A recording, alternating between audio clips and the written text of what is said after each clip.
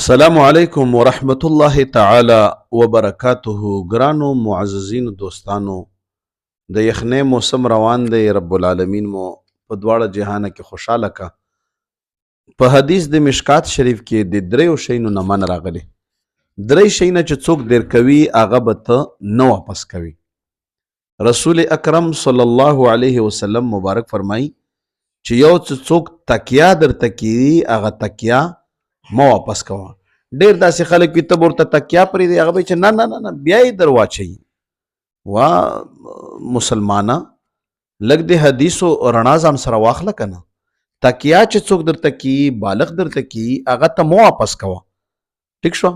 دویم چې څوک عطر دیر کوي، ځینې خلک عطر دیر کوي، یاره دغه بوی تیز دی، بیرته یې واپس در لړه کي. یاره دا څه معاملې عطر راوړي، مړه ورکې که زه یې نه اخلم. دا شیونه نه دي په کار. عطر چې هر څنګه مې یو څوک یې درکړي دا به نه واپس کوي. او دریم نمبر دا چې څوک تاله شودې درکړي، شوده درکړي، نو د هغې واپسي نه ده په کار.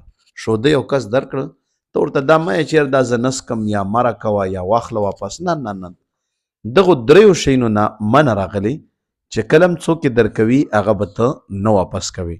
رب العالمین مو خوشحال لره او الله پاک د موږ تاسو له په دین باندې د عمل کولو توفیق راکړي. جزاکم الله.